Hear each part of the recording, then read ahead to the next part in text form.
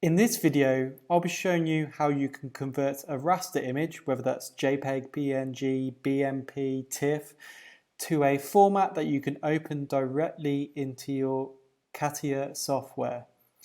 So that would be a DXF or DWG format.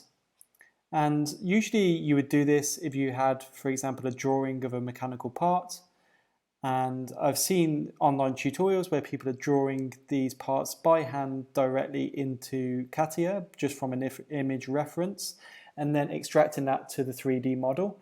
So this will save you that painful step of manually drawing the part. To do that, we're using ScanTCAD.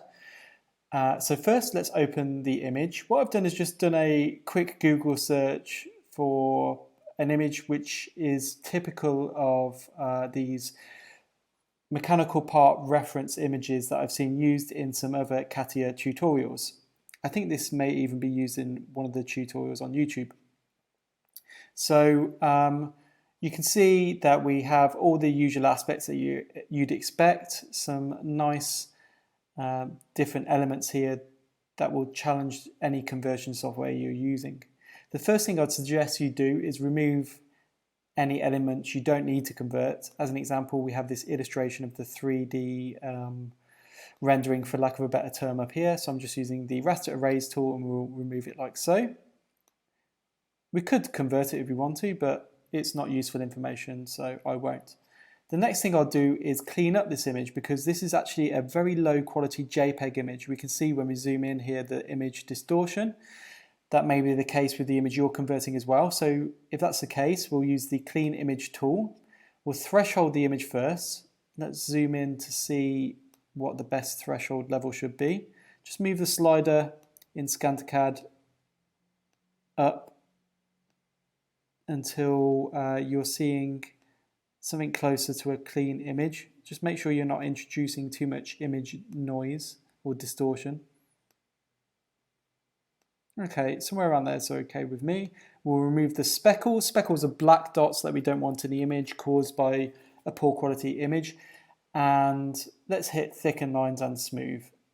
And we can see this is looking much nicer and much more suitable for conversion now. So we can go ahead and convert the image now. In ScanTCAD, we do that by clicking the Convert Raster Image tool. As a reminder, we're viewing a raster image here as opposed to a vector image. This is made up of pixels. And we need to convert this to vector so we can save it out as a vector format, such as DXF or DWG. So we use the Convert Raster Image tool. And we use the term technical to describe these type of drawings. It could be an architectural drawing, could be a mechanical drawing, a electrical schematic, whatever it is. These are all technical drawings. And I would actually suggest with this type of image that we don't use OCR. So what OCR is the conversion of text in the image to fully editable vector text strings.